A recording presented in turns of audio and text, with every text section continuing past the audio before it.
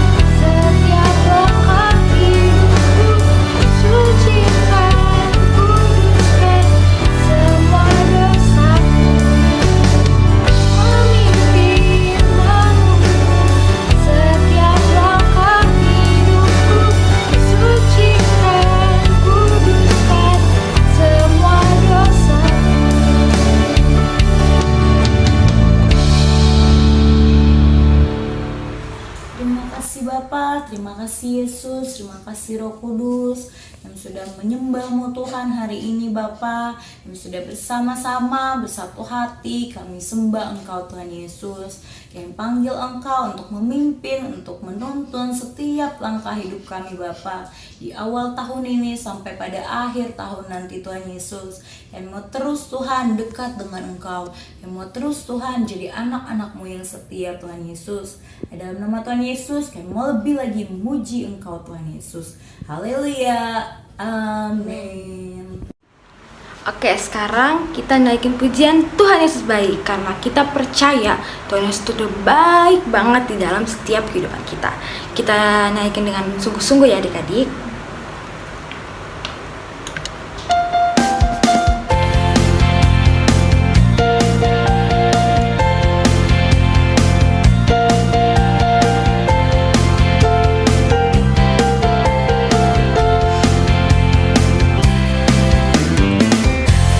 Berkesudahan kasih setia-Mu Tuhan, selalu baru rahmat-Mu bagiku. Hari berganti hari, hari berganti hari, tetap kulihat kasih-Mu, tak pernah berakhir di hidupku. Kita ulang dari awal ya. Tiada berkesudahan kasih setia-Mu Tuhan, selalu baru rahmat-Mu bagiku.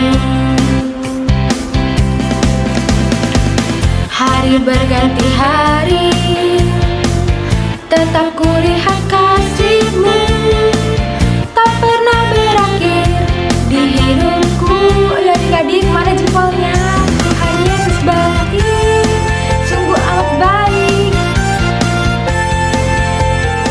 untuk selama-lamanya. Tuhan Yesus baik, Tuhan Yesus baik, sungguh amat baik, untuk selama-lamanya. Tuhan Yesus baik.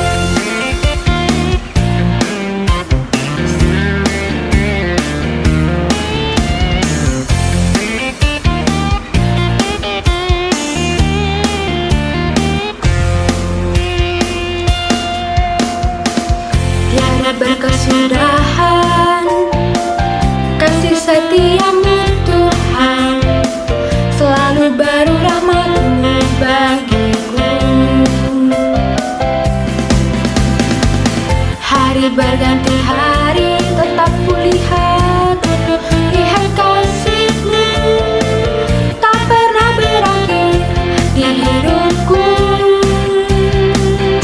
Tuhan Yesus baik, yes, Kau baik Tuhan, baik, untuk selama-lamanya. Tuhan Yesus baik, Tuhan Yesus baik, sungguh amat baik, untuk selama-lamanya. Tuhan Yesus baik, untuk selama-lamanya.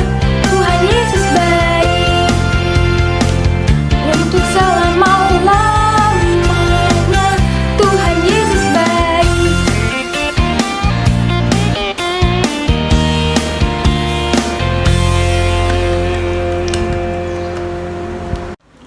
Nah adik-adik, sekarang kita bakal naikin pujian yang judulnya Oh Sukacitaku. Coba yang masih semangat lambaikan tangannya. Oke, kita nyanyiin sama-sama ya.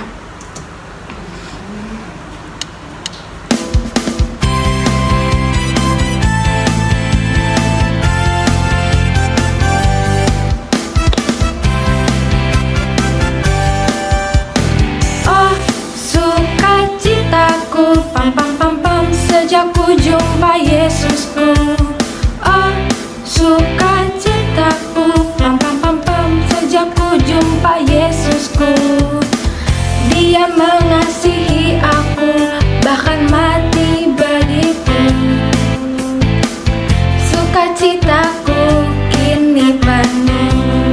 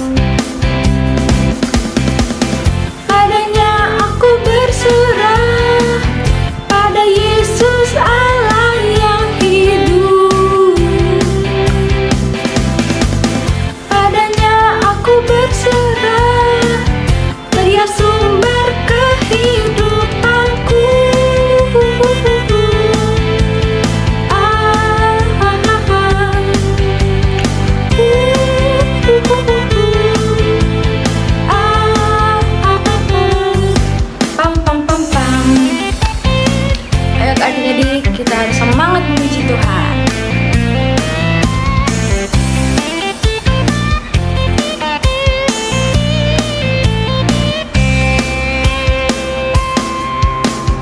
Oh, sukacitaku, pam pam pam pam, sejak ku jumpa Yesusku. Oh, sukacitaku, pam pam pam pam, ku temukan Yesusku. Dia mengasihi aku, bahkan mati bagiku. Sukacitaku kini penuh padanya. Padanya aku berserah, pada Yesus Allah yang hidup. Padanya aku berserah, Dia sumber kehidupanku.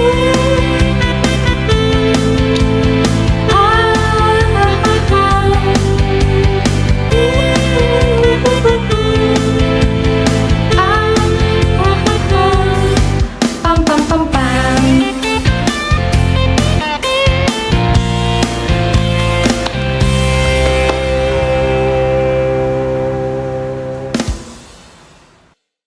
Hai, selamat tahun baru 2022.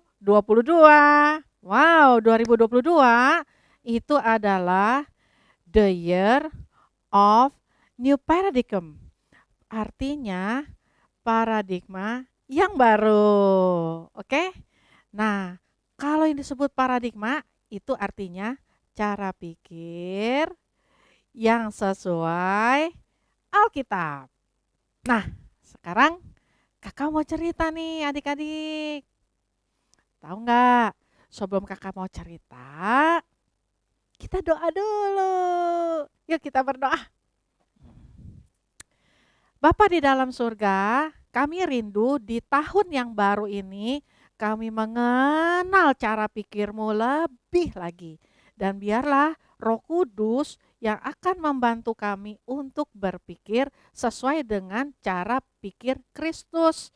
Kalau kami mau mulai mendengar isi hati-Mu, biar kami duduk yang manis. Siapkan hati, kami terima dan sambut firman Tuhan. Dalam nama Tuhan Yesus, kami sudah berdoa. Haleluya, amin. Nah, adik-adik, karena ini adalah tahun yang baru, maka kakak mau ingetin lagi nih sama kamu. Tahu gak sih bahwa kita semakin mendekati hari-hari di mana kedatangan Tuhan semakin dekat. Salah satu ciri kedatangan Tuhan semakin dekat yaitu kegerakan atau kuasa Roh Kudus dicurahkan besar-besaran. Artinya apa lagi ya? Artinya seperti yang di kitab Yoel ngomong. Pada hari-hari akhir, Roh Kudus tercurah atas semua manusia. Nah, kakak mau tanya nih.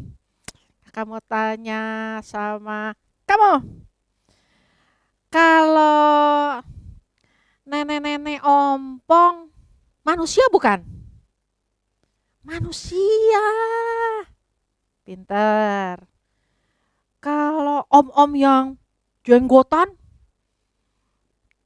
kumisnya gini, manusia bukan? Manusia. Kalau anak kecil yang suka ngompol, manusia bukan? Ngompol. Manusia. Walaupun dia ngompol. Berarti yang namanya manusia, semuanya itu adalah tempat kediaman Roh Kudus.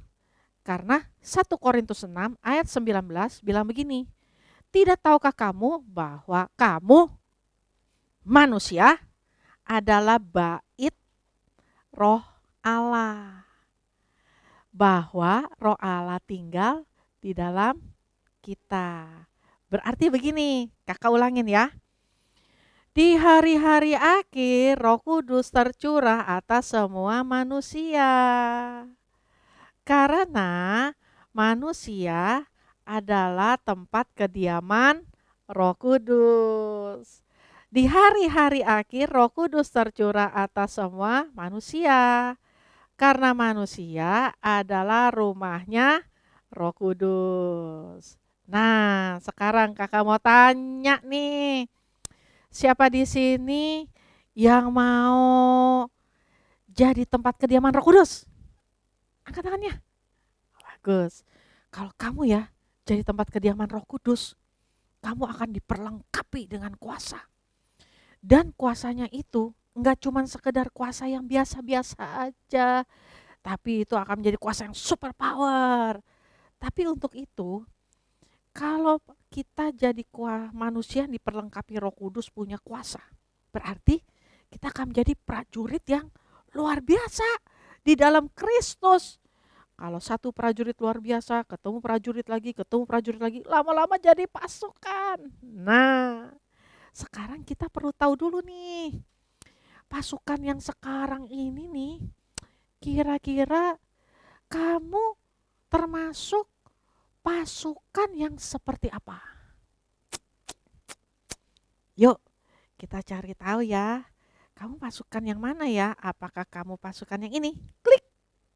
Nah, apa itu Kak? Apa itu ya? Oh, itu manusia atau bukan?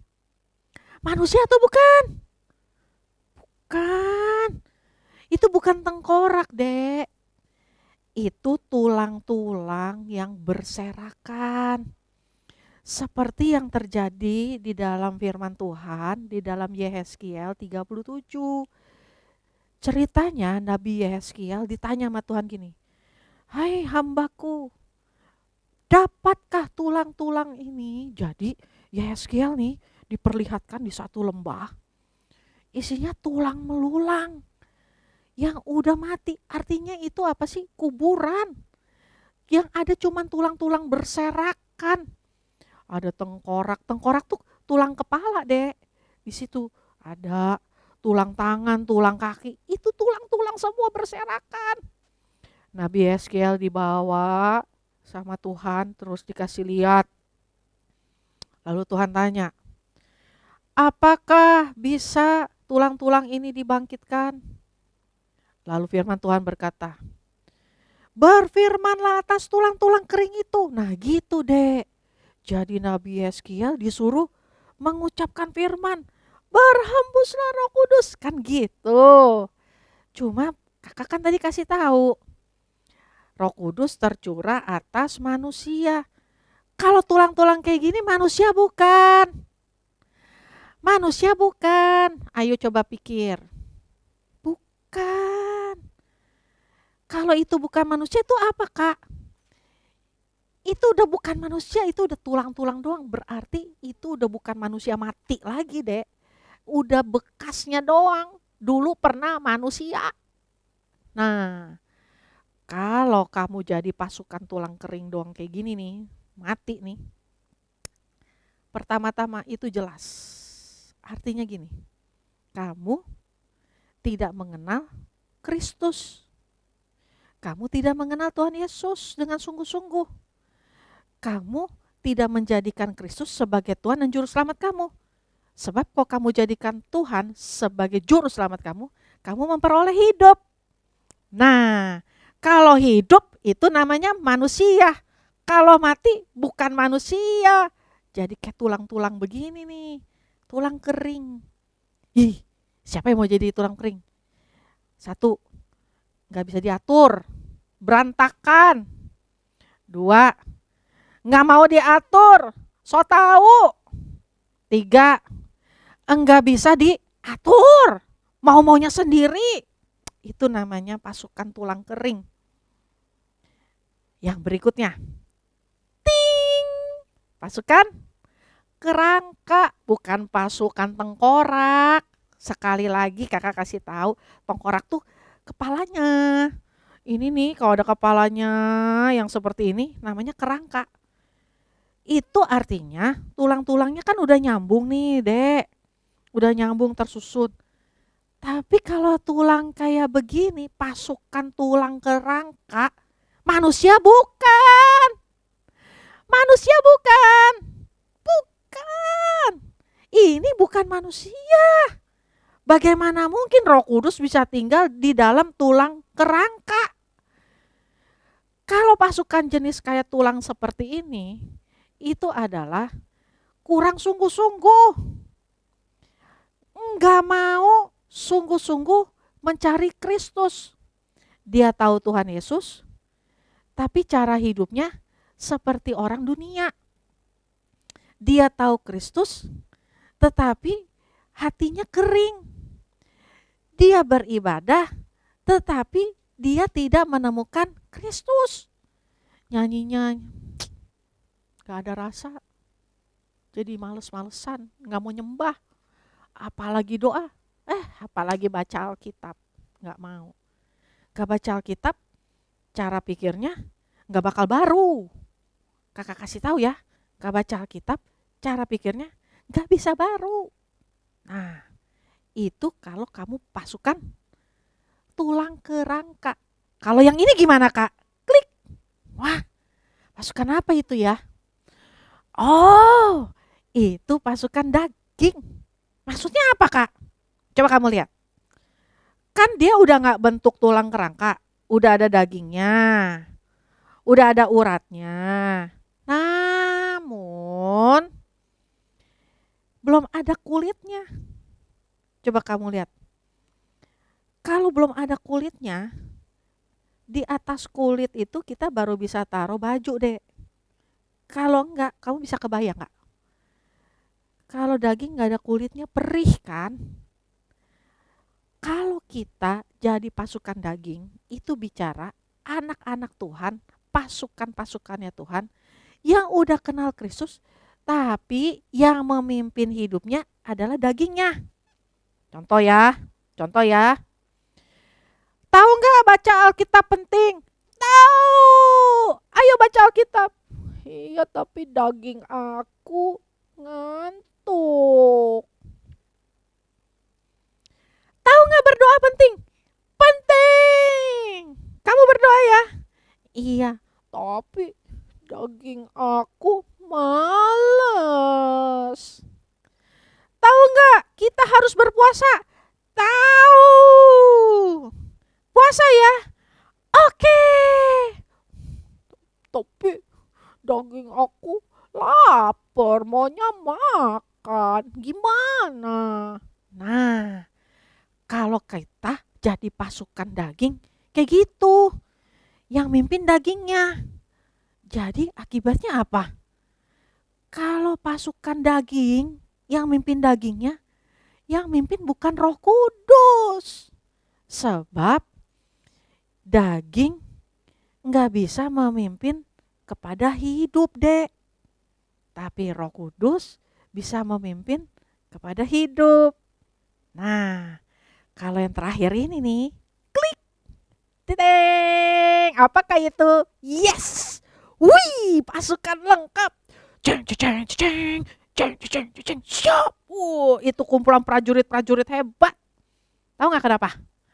Karena mereka udah tumbuh kulitnya, mukanya ada bentuk. Kalau yang tadi kan mukanya nggak ada bentuk kan, urat-urat doang. Mau punya temen urat-urat doang begitu?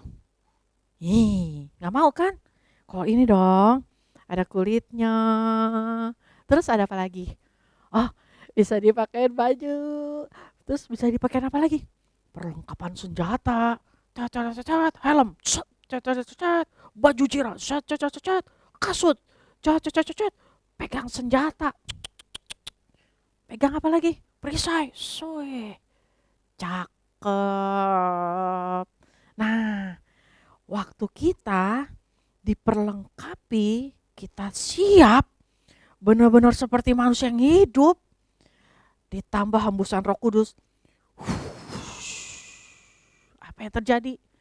Roh Kudus turun di atas kita, seling, seperti janjinya.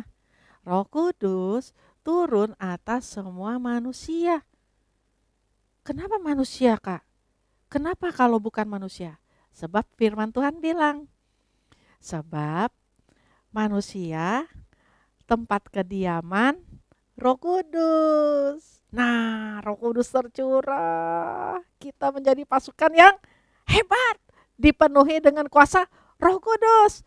Kita menjadi hidup dengan cara Roh Kudus. Kita mulai berpikir dengan cara pikir Roh Kudus. Nah, jangan lupa, kan tadi kakak bilang, the year of new paradigm. Paradigma yang baru, yaitu cara pikir yang sesuai dengan Alkitab. Yaitu cara hidup yang dipimpin oleh Roh Kudus. Dan cara hidup yang dipenuhi oleh Roh Kudus. Siap? Siapa di sini yang mau cara pikirnya baru? Angkat tangannya. Wah, benar ya? Oke, siap-siap ya. Sekarang tutup matanya. Lipat tangannya. Kakak mau berdoa. Dengar ya. Kita mau bangkit tahun ini menjadi prajurit-prajurit yang gagah perkasa. Prajurit yang dipenuhi oleh Roh Kudus. Prajurit yang menjadi tempat kediaman Roh Kudus. Sehingga kita punya cara pikir yang dipimpin oleh Roh Kudus. Nah, pertama-tama yang rindu angkat tangannya. Taruh di kepala kamu, Dek. Pegang kepalanya. Kakak mau berdoa. Bapa di dalam surga, jamah adik-adikku Tuhan, jamah anak-anak yang hari ini Tuhan sedang menyaksikan tayangan ini, jamah Tuhan papa mama yang sedang menyaksikan tayangan ini, jamah keluarga-keluarga yang sedang beribadah saat ini, Engkau jamah, Engkau buat Tuhan di tahun di mana paradigma yang baru itu turun atas setiap anak-anak, atas papi mami, atas seluruh keluarga. Cara pikir yang dituntun oleh Roh Kudus, cara pikir dari hati yang dipenuhi oleh Roh Kudus turun dalam nama Yesus. Dalam nama Yesus saat ini juga turun. Sehingga di tahun ini segala sesuatu yang membuat kami sakit, yang membuat kami gagal, yang membuat kami tidak bisa mengampuni, yang membuat kami marah, yang membuat kami sedih, semuanya itu bisa dihalau oleh cara pikir yang diberikan oleh Roh Kudus. Cara pikir yang memimpin, cara pikir yang menghibur, cara pikir yang menguatkan, dan yang membawa damai sejahtera. Terima saat ini dalam nama Tuhan Yesus. Memasuki tahun 2022, ada Roh Kudus yang memimpin hidupmu. Ada Roh Kudus yang mulai menuntun kamu. Terima. Kamu dan seisi rumahmu, terima. Dalam nama Yesus. Dalam nama Yesus. Kami minta Tuhan, Roh Kudus menjamah dalam nama Yesus. Dalam nama Yesus turun. Terima. Biarlah kecerdasan turun atas kamu, Dek. Terima. Hikmat, hati yang mudah diatur, lembut, mudah mengampuni, turun dalam nama Yesus. Terima.